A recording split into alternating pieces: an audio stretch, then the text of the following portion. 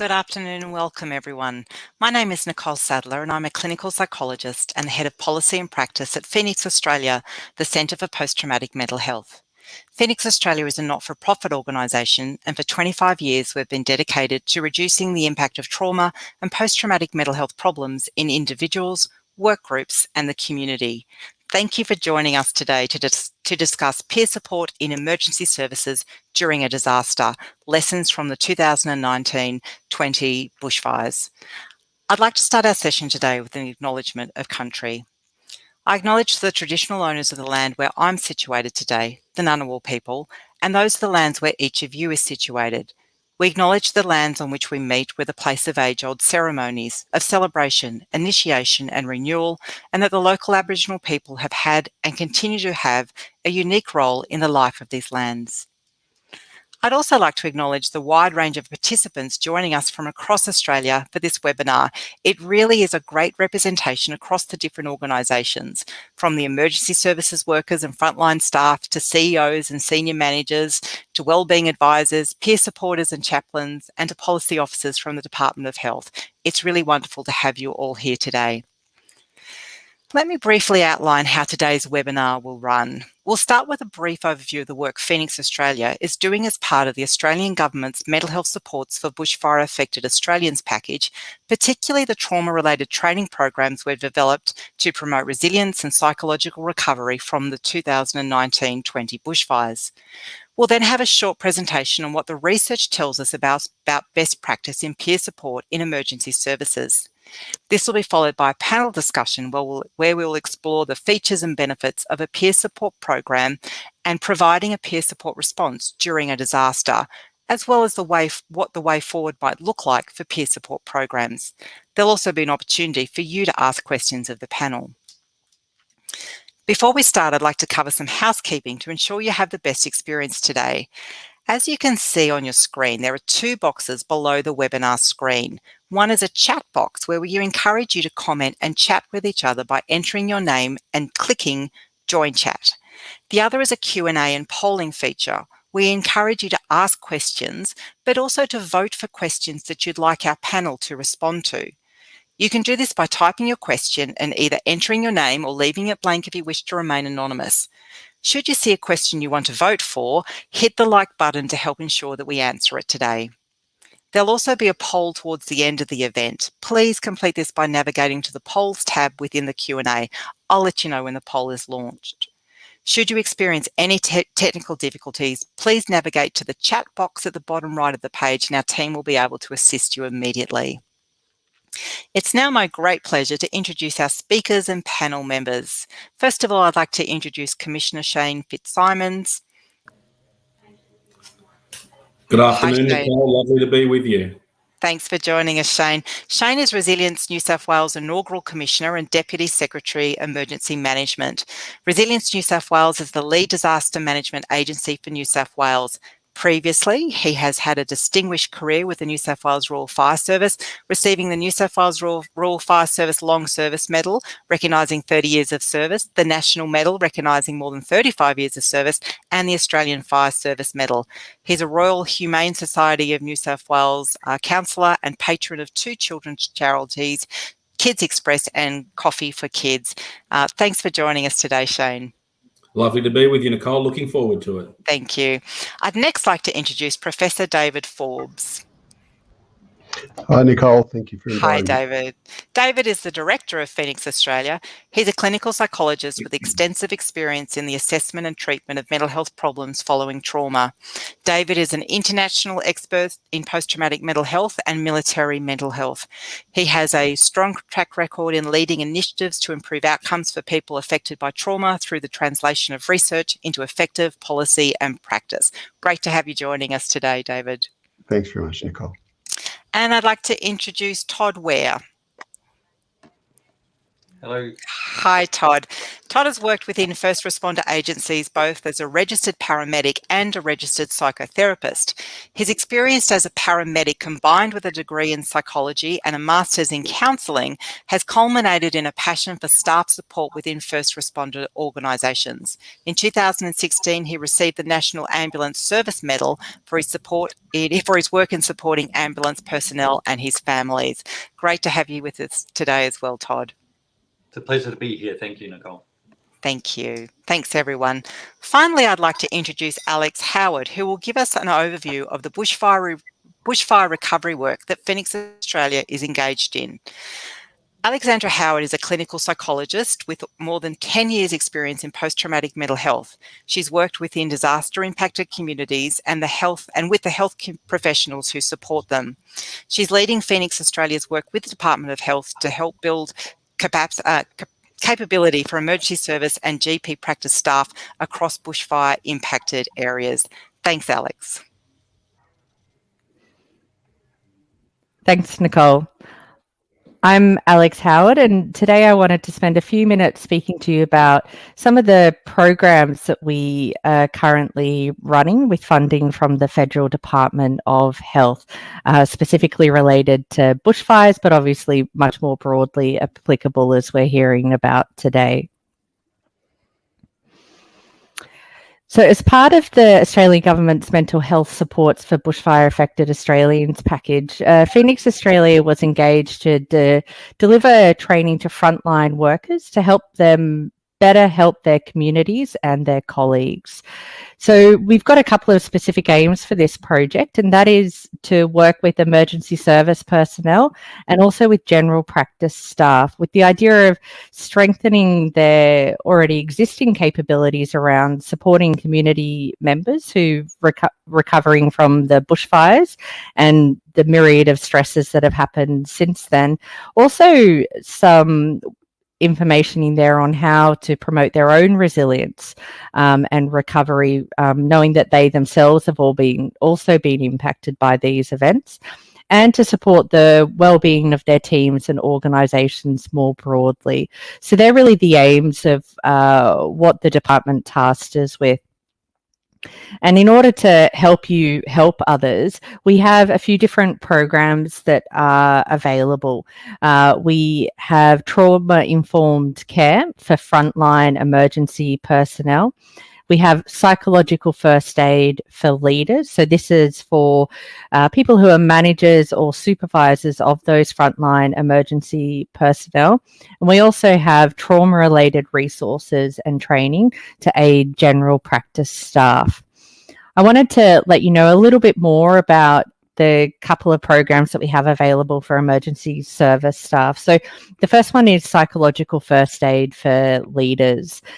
Psychological first aid, and you'll probably hear more about it today, is a really practical, flexible, and the recommended approach to help leaders support their colleagues and teams who have been impacted by trauma. And also these skills can be used to help community members who've been impacted as well.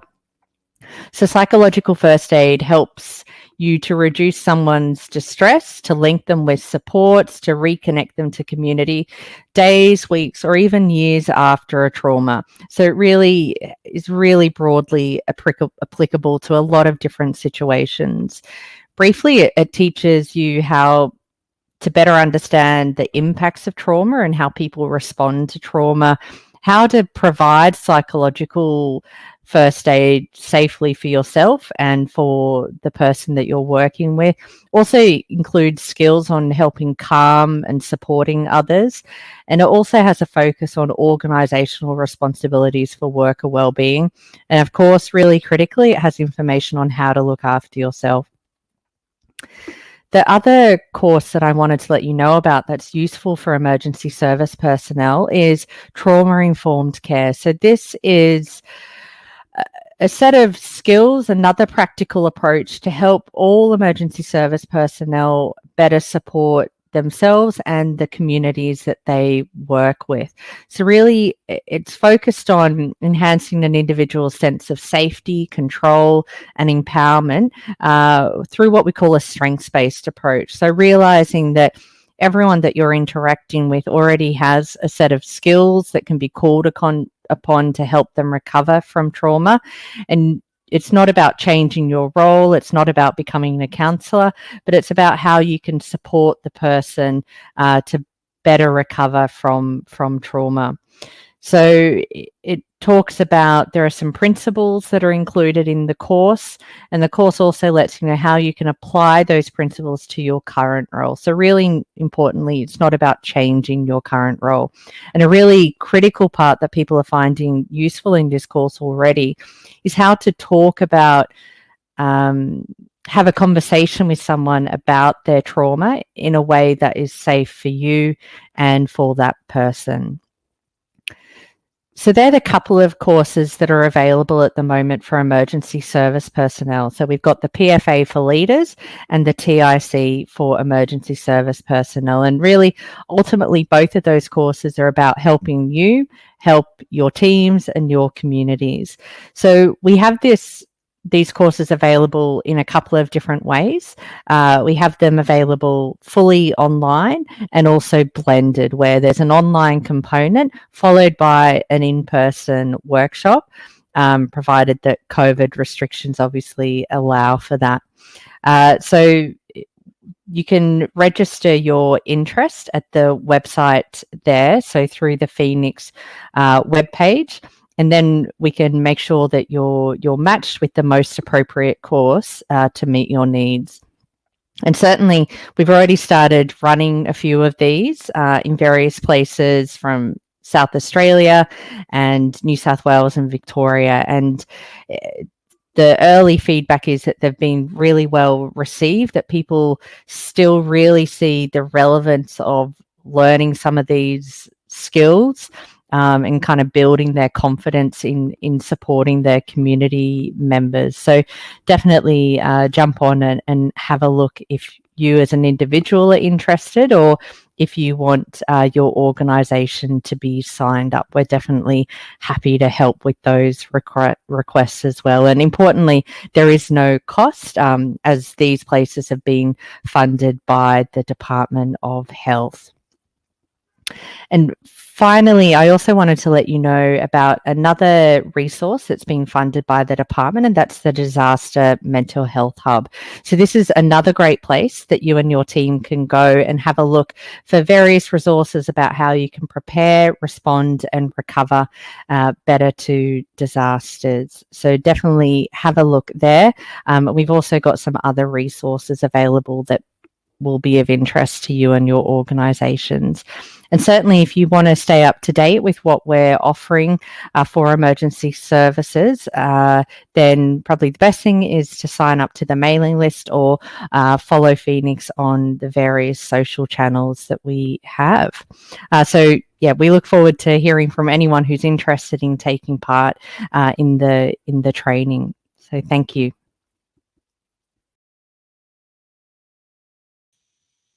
Thanks, Alex. And for our audience, we'll remind you how to access this training at the end of the webinar. I'd now like to introduce Professor David Forbes, who will provide an overview of the research on best practice in peer support in emergency services. Thanks, David. Look, thank you very much, Nicole. Delighted to be here, and thank you for inviting me. So yeah, look, I'll be speaking about kind of peer support as part of this bushfire webinar series, and Chloe will be clicking through the slides for me to make sure that I don't push the wrong button and crash the system. So next slide, please, Chloe. So look, what do we know about mental health and wellbeing in first responder organisations? And we'll be going through a range of slides, and I realise there's a significant diversity of folks who have signed up to this webinar. So kind of recognising that some of this information you might be aware of, some of them might be new, depending on your role and what lens you're being involved in first responder and peer support programs. So the Beyond Blue Answering the Call data tells us a lot around what do we know about mental health and wellbeing in first responders. And what we can see is that first responders show higher rates of mental health issues than the general population, with about 1 in 3 experiencing high levels of psychological distress. Using PTSD just as an example, and as we can see here, it's pretty consistent across the different agencies, between 10 and 14%. In the general community, the rates of PTSD are about 4 or 4.5%. So we can see, using PTSD just as an example, we're talking about higher rates of mental health issues in first responder populations. Next slide, please. What we also know is that part of the first responder role is the issue about exposure to trauma. And we're not talking about a single event, we're talking about cumulative trauma that occurs over the course of time.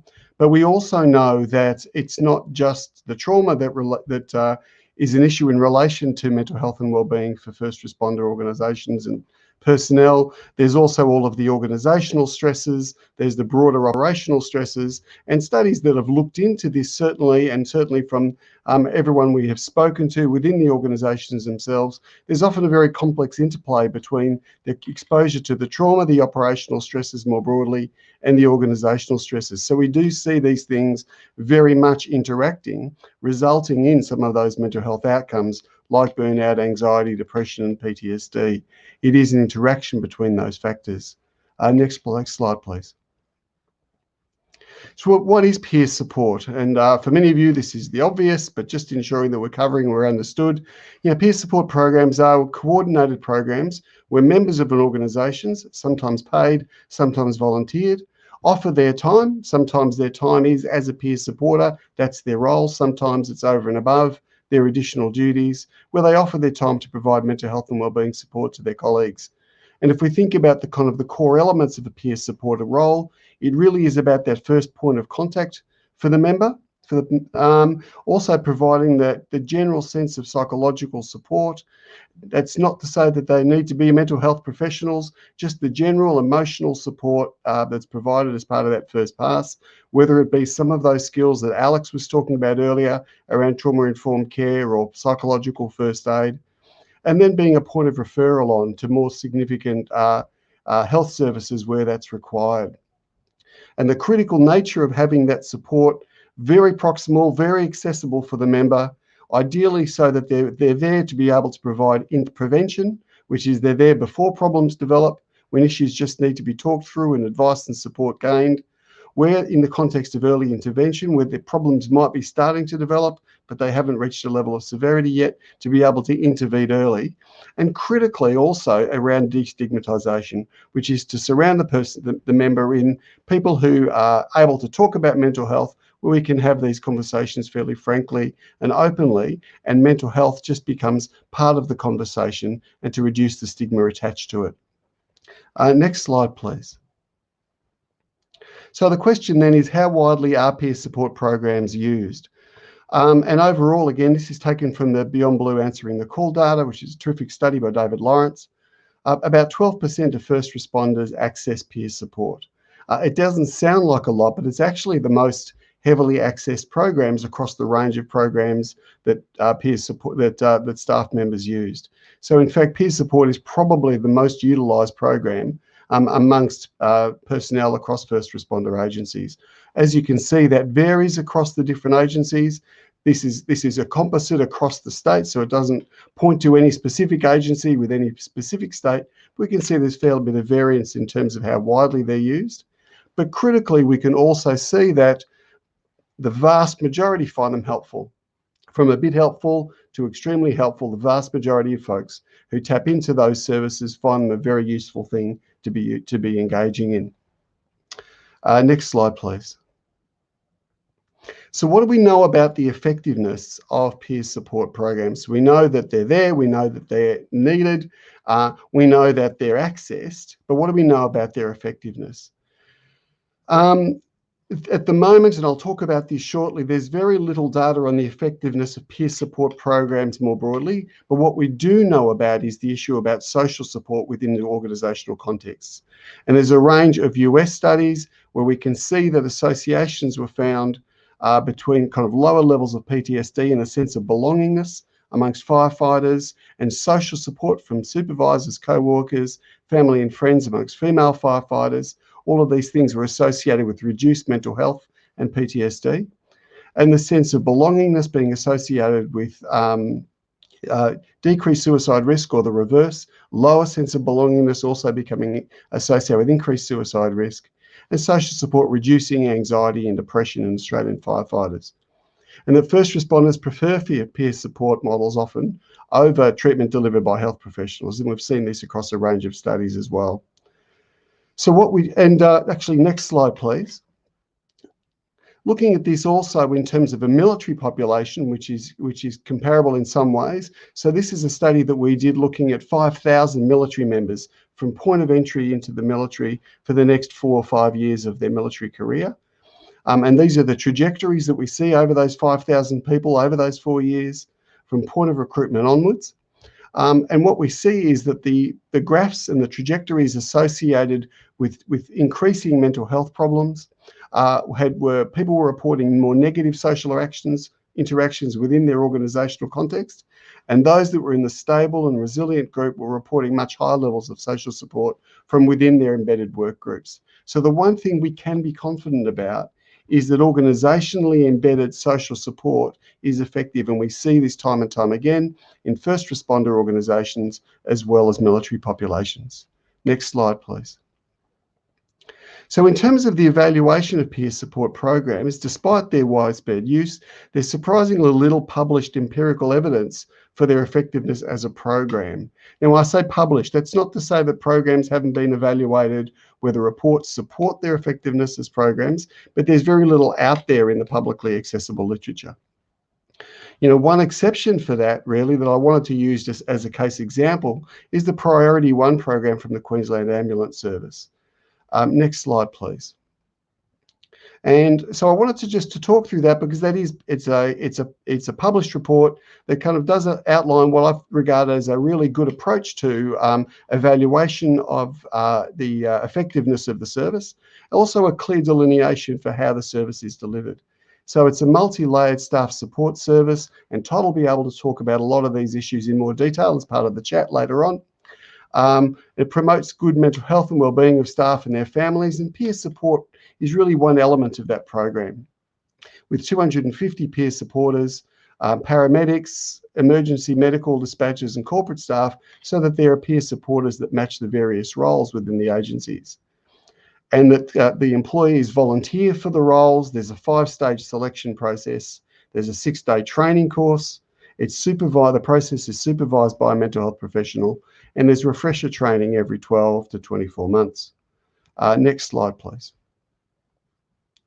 In terms of the features of the ambulance service peer support program, and these features relate to the Priority 1 program more broadly, within it is embedded the peer support program. But again, across the organisation, trying to enculturate around stress and resilience early on by educating through initial recruit training around issues of stress and resilience. But for the peer supporters, requiring journaling of significant cases in their first 6 months to be discussed with PSOs, and the mandatory manager and supervisor training around education, and then mandatory PSO supervision on a monthly basis. And critically, there's a kind of high levels of accessibility to ensuring that a peer support officer is near or in each ambulance station across the country, across the state, to make sure that they are as accessible as possible, with continued training and compulsory 3-day annual skills maintenance and development workshops, and a rigorous selection and training program for the peer support officers themselves. Next slide, please. And just to talk about the evaluation, so what does this tell us? And we can extrapolate from this from other peer support programs that operate using similar processes as well, using this one again because it's the one that's published. And what it shows is, after detailed literature review, a staff survey of over 1,000 people, and usage data, high levels of satisfaction with the program more broadly, and a psychological sense of wellbeing associated being connected to Queensland Ambulance Service. So the notion of connectedness support, again, being associated with psychological wellbeing, but really importantly, when it comes to peer support programs, strong correlations between the satisfaction with the peer support program and psychological levels of distress, connectedness, burnout, and compassion. So good data to tell us that a sense of satisfaction and engagement with peer support was associated with those mental health and wellbeing outcomes. And 27% responding that a peer support officer or a trusted colleague would be the first person they'd seek help from if they needed support. So that's the first layer, the first contact. Thank you. Next slide, please. So that's probably a great example of an evaluation of a peer support program, and it does tell us that peer support programs can be really effective. So as I mentioned, we know embedded social support within organisations is important. Now we've got data that starts to tell us that well-structured, organised, implemented peer support programs can be effective. There's a range of other studies out there that they look more at specific interventions rather than peer support programs more broadly. So for example, interventions like psychological first aid or the TRIM program, the trauma management program, or CISD programs or other programs. The literature around these, there's 8 studies, and perhaps if these slides are made available later on, we can also make a kind of a reference list available for people who are interested in looking at that. What it shows is that these different interventions can have significant impacts in terms of mental health and wellbeing, absenteeism, reducing suicidality, etc. But they're not evaluations of peer support programs as such, more specific interventions. But there's a lot of variability between these different programs, a lot of variability in outcomes, and it's hard to, some of the interpretations are really hampered by some of the methodological limitations. Next slide, please. So what are the challenges for peer support programs? And a study that was looking at an Australian ambulance service for peer support programs, wasn't specific about which one, importantly. You know, some of the challenges that study was highlighting was the importance of having support and some of the experience of not having sufficient support from higher levels of management, a potential competitive culture within the organisation, a lack of training or a poor understanding of symptoms from the service deliverer, and that often the peer support program itself wasn't necessarily promoted adequately. So if these are some of the potential challenges, you know, what are some of the potential ways in which we can overcome those challenges or obstacles? Next slide, please. So how do we overcome those challenges? In relation to the programs themselves, really important is the training element of it, very important, which is kind of rigorous training of the peer support officers and managers to ensure the support is offered is best practice, so that there's confidence that what's being delivered is best practice. This also, rigorous training also instills confidence in the peer support officers themselves, that they're clear that what they're delivering is aligned with best practice. And we know that when someone's confident about what they're delivering, they're also more likely to deliver it. And that's a really important point, that confidence itself is a mediating factor in actually the delivery of the service itself. And ongoing training, ensuring the kind of high levels of skill maintenance. And the reality is the data's moving all the time, evidence is moving all the time, and ongoing training also makes sure that new evidence is incorporated into the training. And more broadly, in relation to ongoing support, kind of regular supervision ensures that staff are supported in their role, enables issues to be addressed fairly promptly, promotes a sense of team cohesion, and provides peer support officers with an opportunity to get their own support. It's difficult work, and critical is that ongoing support to ensure that the peer support officers aren't only trained, but they're also adequately supported with their own supervision. And as you'd expect me to say, the importance of external evaluation, really ensuring that the programs are effective and meet their goals. A lot of effort goes into it, a lot of blood, sweat and tears go into delivering a peer support program, ensuring that it's meeting the goals and delivering where it needs to deliver, and to close some of those evidence gaps. Next slide, please. What I just described before were the challenges and how we meet the challenges within the peer support programs. What also needs to occur in the organisations more broadly to make sure that it's fertile territory and fertile ground for an effective peer support program. And that is, one, awareness, ensuring staff know actually what's available and how to access it. And many surveyed staff across a range of the studies that we review really were unaware of the programs or was eligible to use them. The other is timeliness, ensuring that the peer support officers are available to support staff with minimal delays. As we talked about in one of those earlier slides, try to be as accessible as possible for prevention, early intervention, to try and make sure that that first point of contact, there are minimal barriers to accessing those point of contact, both in terms of identification, awareness, but also proximity and accessibility. Collecting feedback along the way to make sure that goals are being met, and ensuring that confidentiality, critically, the peer support programs is going to be as strong as the perception of confidentiality amongst those who use them. Next slide, please. So finally, in thinking about peer support during a disaster, peer-based interventions like psychological first aid that Alex outlined in the first instance, that we're offering the free online training in, the free mixed blended approach training in, it was actually designed to be used by peer supporters in a post-disaster context. Importantly, it doesn't need to be in the immediate post-disaster context. These are skills that are useful for supporting disaster survivors and peer supporters providing those interventions over a large period following the experience of the event. So these are transferable skills. But in large-scale disasters, also what we see is multiple agencies are called to respond.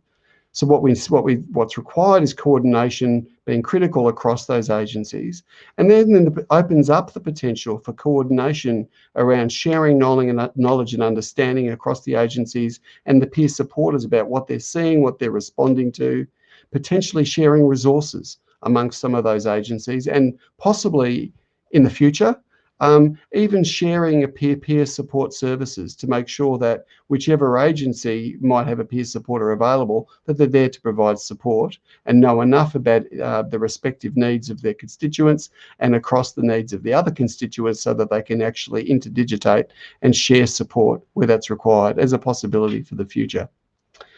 So that was my super brief Cook's tour of what do we know about peer support in relation to evidence and practice. What are some of the principles we regard as best practice, and kind of where do we need to go and what do we need to start to think about? And again, thank you very much for inviting me to speak today.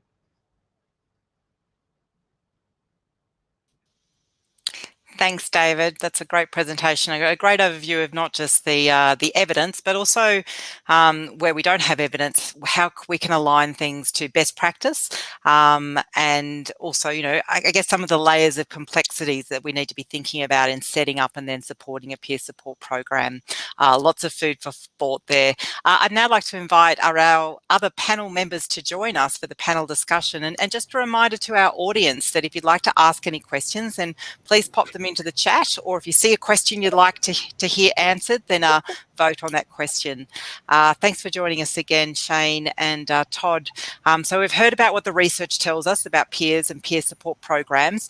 Now let's discuss what we see in practice, not just in the context of disasters, but also more generally in emergency services organisations.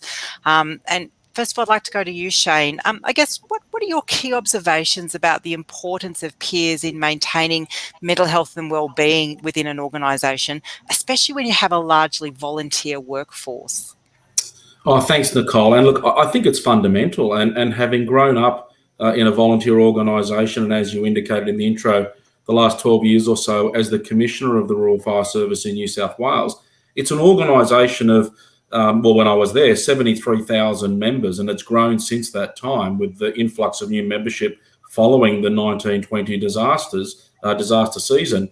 But highly decentralised, more than 2,000 brigades right across the geographic footprint of the state, administered and coordinated by staff. 99% of our workforce is volunteer, 1% of staff. Now, we all know culturally too, that without the volunteers, there is no organisation. So it goes to play then that within the salaried ranks of the organisation, you're talking about 70% of the staff are also volunteers. So that culture is really understood and embedded. But whether you're volunteer or whether you're salaried, the ability to belong to something, to be part of something, to be connected and joined up, feeling a genuine sense of contribution, worthiness, teamwork, contribution, an ability to contribute and make a difference.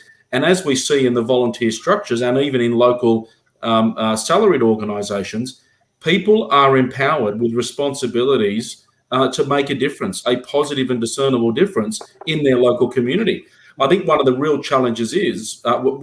challenges with volunteers particularly is that the volunteering side of the emergency service provision, fire or emergency services, is but one of the many contributions they make in that local community. So they're holding down jobs, they've got family responsibilities, they've got other community responsibilities, they've got hobbies and other commitments.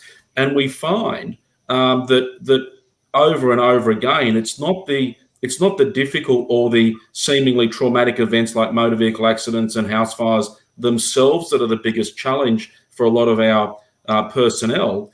The reality is, of course, that the odds are fairly high and stack up, that often when the members are responding to and dealing with emergencies, tragedies, accidents, fatalities, difficult circumstances, there's every chance it'll be a neighbour. It could even be a family friend. It could be a member of their footy club or the CWA group.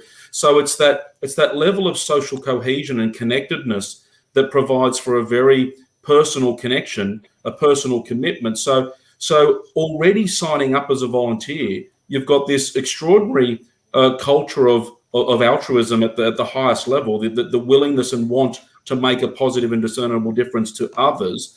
But it's also about that being part of something, that social cohesion, that bonding and that togetherness. And through that trust and confidence relationship that's built, you've got a greater capacity, in my view, in my experience, for people to be more willing to be a little vulnerable and open, because they're forming a relationship with their colleagues, with their mates, men and women alike. And there is no doubt that it's that interconnectedness, it's those interrelated experiences, it's those shared insights and understanding about what matters and what's valuable in those local communities, and it's that sense of camaraderie, of that relationship that is really important and critical to that peer review, that trust relationship that allows us to share our thoughts and feelings in a considered and in a safe environment, if you like. But then there's others that don't want to give too much away, that prefer the ability to access peer support services at a broader reach, that can be leveraged from somewhere else. So I've seen in more than 35 years, my own experience at a volunteer level, where not much was said, not much was done proactively or overtly, and it was a quick beer or a cup of tea or whatever it was, and she'll be right, mate, pat on the back, we'll see you at the next one. Whereas today, there is a genuine openness to discuss, to call out, to activate, and make sure we're accessing and referring ourselves and each other to peer support services, counselling services, and referral services of a more professional nature where appropriate. Great. Thanks, Shane. And some really nice reminders there that we have talked about peer support as a formal process, but of course, peer support is also an informal process. And I think it's really important within any organisation where you're exposing people potentially to difficult things. People need to have the skills to look after themselves, to look after their mates or their colleagues, and look after those who you're responsible for. I like the word that David used there before. Yes, we've got these remarkable peer support officers and peer support teams, the counsellors and critical incident services, but there's also this building of relationships to have trusted colleagues, to have trusted mates that are really the permission givers. And it starts with the person we see in the mirror. If we can give ourselves permission to open up and talk a little, then we could also open up and share with one another. Yeah, great. Thank you. Lots of great observations there. Todd, we've already heard a little bit about your great program, the Priority One program within your ambulance service. From your perspective, what are the key features and benefits of a peer support program? Yeah, thank you. And thank you for David in talking through the program as well. And our peer support program has been going for nearly 30 years now, and we've been able to get some data that David spoke about in his presentation, but also part of it is very difficult to measure, and part of that is that the connectedness and the altruistic nature of peer supporters. And oftentimes we think of peer support as something that's provided post-incident or after a big incident, but a lot of the time they're doing a lot more in between those incidents as well that enable that connectedness and enable a sense of a safety net for people. And oftentimes you talk to people and they go, oh yeah, a peer supporter contacted me after that job, and I said I was feeling fine, but it's good to know that there's somebody there should I need it. And I think that's a really important part of that protection for people in knowing, okay, yeah, I know I might go to some more big jobs, or I might have some more difficulties in my life, but I know that I've got that safety net there for me as well. And I think, Shane was talking about the geographical diversity that we have in Australia, where it's really difficult to be able to provide support to people across such remote areas and geographically distanced areas. And I think, if we just rely on counselling or counsellors or psychologists, we just couldn't cover all of those areas. And peer supporters are out there in those areas. They get to know who their colleagues are, and they can know far more about what's going on for people than what I can sitting here in a capital city.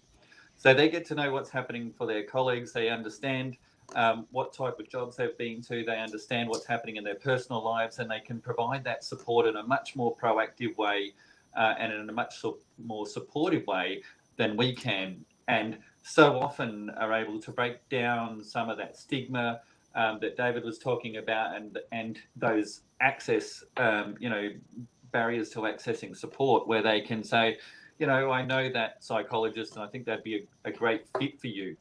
And I know that oftentimes people would not even access that psychologist had they not had that referral from a trusted peer supporter. I also think, pretty much all of our organisations will have peer supporters there already. And I often say that priority one doesn't create peer supporters. The peer supporters are already in place. They're already supporting their colleagues, and they choose to come into this program. And this program is about providing them with the support in order to be able to continue doing their role as peer supporters. And which I think is a critical component in ensuring that they've got the support to be able to do that. So that's like with supervision, and also the availability to phone a friend when they need to, and contact their supervisor or one of us to be able to say, look, I'm just not sure about this, and that helps them give that sense of confidence as well that David was talking about, and to be able to continue doing what they actually really want to do anyway, which is about supporting their colleagues. And so I think there's so many more dimensions to peer support that are often not considered, but actually can make a huge impact. And part of that is also the cultural shift that can be had just in talking about mental health, just in people seeing that person's a peer support officer. So it's okay to be able to talk about mental health, and it so often reduces those stigmas and shifts that culture around mental health and well-being.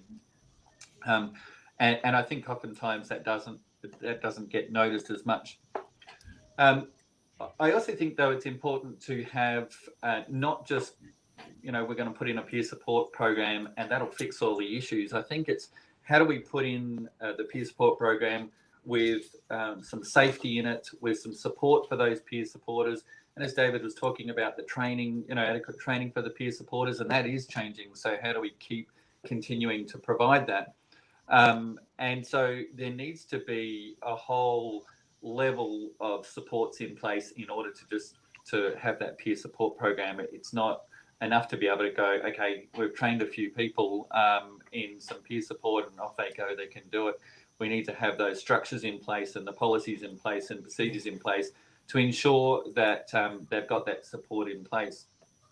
And I think, one of the challenges I think we're seeing now is the peer supporters are too busy, and how do we support them? And we're continuously recruiting new peer supporters. We do 2 new courses every year, which we run, and we've got a waiting list of people trying to get on those courses. So, how do we make sure that they're doing okay? And they keep saying they want to be busy and they want to be supporting their colleagues more. But I often get concerned, that we need to be able to support them as well.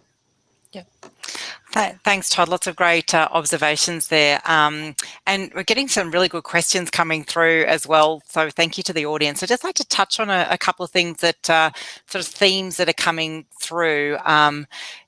there's sort of this idea around when do we start training up peer supporters? When's the best time to do that? Is that before, do we strive to get people involved in peer support prior to a trauma event occurring? So when do you think you start to train people up and build your peer support network, Todd? Yeah, I think it's something that needs to be done all the time and driven continuously. But I think it's very difficult during the disaster to be able to do it. And I think it's really important to have those programs in place prior to the disaster. Certainly in the last 18 months, I've had lots of conversations with organisations around peer support, and they're trying to implement peer support programs following the bushfires or following COVID or other disasters that are occurring. And it's very difficult to then be able to put those things in place while the disaster is occurring. So certainly I think as early as possible, who knows when the next disaster is going to strike, unfortunately, but having those programs in place and those support mechanisms in place for when the disaster does occur.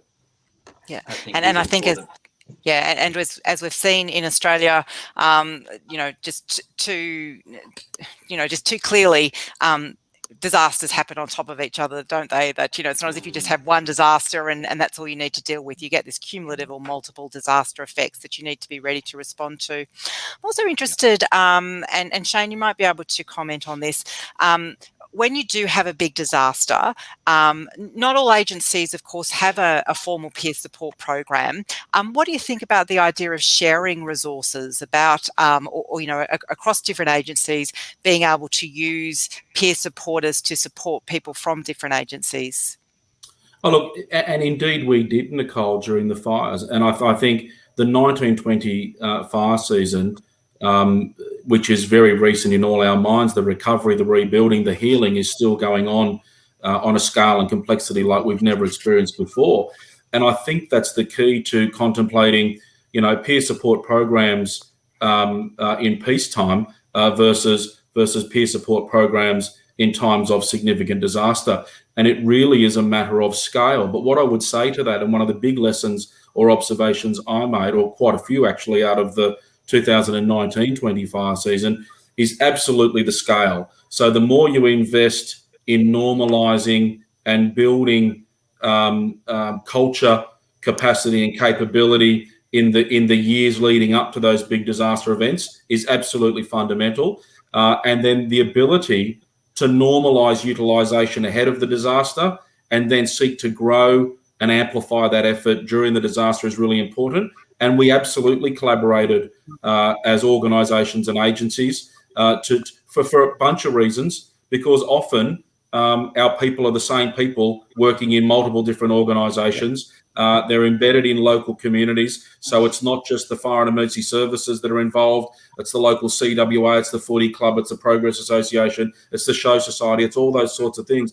I think the other observation I would make out of disaster, and it was really quite confronting for me in the last 12 months or so, despite all the enormity, the scale, the complexity, damage, destruction, and of course loss, the tragedy of losing lives and certainly losing peers, fellow firefighters during the event, had a profound effect on everybody. And I remember marking some of the anniversaries, connecting with a lot of people, visiting a lot of people and talking to a lot of people. One of the most disturbing conversations I had was late at night on the way home, chatting to an old colleague. It was an emotional conversation, reflecting. There was tears at both ends of the phone. And we talked about getting support. And I said, are you getting that support? And he said, yeah, it's making a big difference. I said, that's fantastic. I said, what's it doing? He said, I didn't realise how much I was closing my wife out, how much I was ignoring the kids, how I wasn't really being myself back at work and mixing with the volunteers. And I said, but is it helping? He said, yeah, absolutely, it's helping. It's making a massive difference. And I said, I'm really proud of you. Keep going. He said, oh, yeah, bloody oath, I will. I'm onto it. And just as we were about to hang up the phone, he said, can you promise me something, Shane? I said, what's that? And he said, can you promise me you won't tell anyone? I said, I won't tell anyone what? He said, you need to promise me you won't tell anyone I'm getting help. And I said to him, I said, you've got to be flipping kidding, and I said, you really give me the irrits. I said, seriously, after everything we've been through, you're worried about, people knowing you're getting help. I said, why? And he said, I don't want to be judged. He said, I look around and people are coping. He said, but but deep down, some days I'm not coping. And I said, well, what makes you think I'm not bloody coping or coping every day? And he said, well, you look all right. And I said, yeah, looks are a good facade. You know, we're not physically broken, but there's things that happen to us. So the reality is, in my view, and it particularly is stronger with men. Us men have got more of the heavy lifting to do to destigmatize this male macho BS culture that says resilience and strength is somehow impervious to impact on thoughts, feelings, and emotions. And I think one of the stigmas and one of the fears is, and it's a great phrase that my senior chaplain often shared with me. There was two good phrases. He said, there's no good having people that are so heavenly they're no earthly good. And he said, and the second thing is, when it comes to connecting with peer support programs, is to make sure that we destigmatize and give people confidence that we're not going in to read their head. We want to read and understand their heart and know what it is that we can do to support each other. And to me, the big lesson is it starts with looking in the mirror and having an honest assessment with yourself, a discussion with yourself. Are you okay? And giving yourself permission to say, no, I'm not some days, you know, I'm still struggling to process this. I'm still struggling to process that. And the more you give yourself permission, then you can give each other permission. You can have meaningful dialogue that normalizes thoughts and feelings, normalizes those conversations, but most importantly, normalizes the benefit and the positives around accessing and utilizing referral and support services, Great. if that makes sense. Absolutely. Thanks so much for sharing that, Shane, as well. It is, you know, there is a way to go in terms of normalizing those conversations, and it is so important that peers can do that, but also I think that people in leadership positions can do that. And I don't mean just people at the top of the organization, but anyone 100%. who's in a supervisory level, a team leader, that they need to be modeling seeking support, but also being willing to share their experiences. Yeah, absolutely. And Nicole, if I may, can I just please. kind of extrapolate a little bit on something that Shane and Todd have both said, but I just want to reinforce the importance of it really, which is we often think about implementing programs or providing support after big events. And both Shane and Todd have both made really clear the importance of implementing and being able to kind of embed peer support programs during run-of-the-mill times as you're trying to normalize then the notion of mental health and well-being as part of the routine, part of the operational experience, really. So it's there, it's routinized, it's understood, it's part of the culture, so that it's there when big things happen, rather than as though it relates to big things only. Because the reality is, the skills that people learn as they're engaging in peer support and what they're getting out of the peer support programs, they're actually protections as well for how they're going to respond when those big things actually happen. So really important is to kind of reiterating what Shane and Todd are both saying, which is embedding early and not waiting for the big things to occur. That actually can be very protective, as well as increasing the likelihood that you're going to get uptake if things do escalate. Great, thank you. We've had sort of several questions around if we are sharing resources, is there a way of tracking? Is there any sort of tools? I'm not aware of any, but is there sort of a way of knowing who's available interagency or having cooperation during or after an event for peer support? Is either Todd or Shane aware of a tool that might help with that? I'm not aware of a tool per se, Nicole, but certainly our peer support, counselling leaders, teams, they do interact and exchange regularly. And I think in terms of tracking and monitoring, the scale of what we had was the need to leverage and seek to bolster and provide precedents as much as we could and get to as many people as we could. And then once you actually work through that, is then actually bringing back the ownership, if you like, back to your peer group, back to your organisation, so you can then follow up and do that. Because as was said, I think in David's summary there, the disaster unfolds over hours, days, weeks, and in this case months. But the recovery, the rebuilding, the processing, the healing, it'll take weeks, months, years, and for some, there's a lifetime of processing that will endure. So there's no doubt that ability to join up and share and understand who's got what and how it can be utilised and leveraged from time to time is really important. Yeah, great. Thank you. And there's lots of interest in the peer support program, Todd, that you've set up, and sort of a question around opportunities to mentor or provide guidance to other organisations that might be interested in setting up their own peer support program. Yeah, I'm quite happy to share information and have done with other organisations in relation to peer support. And I think, though, it is important to have somebody who can drive it within their organisation so that it can become an ongoing thing, and who can really ensure that those supports are in place. And I think the first step is getting those policies in place and that grounding done, so that the peer support program has the best opportunity for success.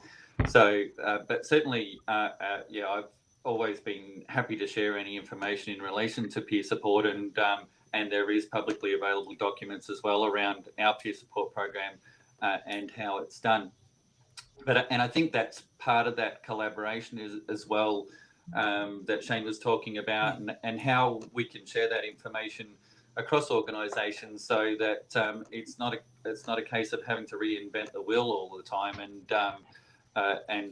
Certainly I think that's an important part of peer support, which is actually, even amongst ourselves, I think peer support is about altruism, and it is about trying to do what you can for your colleagues, and I think that extends to us as well. That's important. Great, thanks, Todd. Look, we've only got a couple of minutes left for the webinar. Time always goes super fast, but I'd like to finish off by first of all asking Shane and Todd to talk about what do you think have been the key lessons for us in terms of supporting wellbeing of staff out of the 1920 bushfire season, and then inviting David just to speak briefly about what's the way forward in terms of trying to establish the evidence or move peer support programs ahead. So Shane, first of all, if you'd like to give your observations of the key lessons learnt. I think the key lessons learned are it's ongoing and enduring. I don't think we should underestimate the toll that's been occasioned on workforces and communities as a result of the 1920 bushfire season. But on top of that, Nicole, it's the compounding effect of disasters. A lot of these communities were on their knees with drought. They're then absolutely belted by bushfires. They went straight out of that to storms, floods, erosion, landslides, damage. They've then had COVID on top of that. We've seen more storms and floods in March of this year. We've also got mouse plagues going across those same communities. So when you talk about how much can people tolerate, we need to understand we're in this for the long haul. The other thing that has always troubled me over the years is that one of the most challenging things for our workforce, for our workers, doesn't matter what role they are, the newest of firefighters right through to the most senior of leaders, is this sense of feeling of failure, this sense that they've somehow failed their community, somehow failed their teams. And it's important that as everybody seeks to scrutinise and review every decision with the benefit of hindsight, and you've got independent inquiries, you've got your armchair critics, you've got the pontification that comes from all manner of different circles. How do we ensure that we're backing in our people and letting them know that we back in those decisions that were taken in truncated, busy, awful periods, directly seeking to save life and property. And even though they feel they've let their team down, unless they're deliberately belligerent, negligent, or whatever in executing those decisions, then we're backing them in and we're defending and supporting them, and we're learning out of those lessons so we're ready for the next season and the next disaster events. Great. Thanks, Shane. Todd. I think, too, one of the biggest learnings was, especially with dealing with other organisations, is having the importance of having those systems in place before the disaster. And that was really highlighted to me over the last 12 months, 18 months, that we do get a lot of disasters, and we've got those systems that are in place. As I mentioned before, one of the challenges is making sure that our peer supporters are not too busy, and oftentimes they can be impacted by the disaster as well. And that doesn't mean we should be pulling them out, because oftentimes they do want to be able to provide support to their colleagues, and they do want to have that sense of control and that sense of support there. but also being able to have some safety nets for them as well. They're the safety net for our staff, and having those safety nets in place for them. So that could be mental health professionals, that could be peer supporters from another area that we might need to get in if that's what we need to do. Right. So it's about ensuring we've got all of those safety nets in place for our staff, for our peer supporters as well, and that's in place early before the disaster.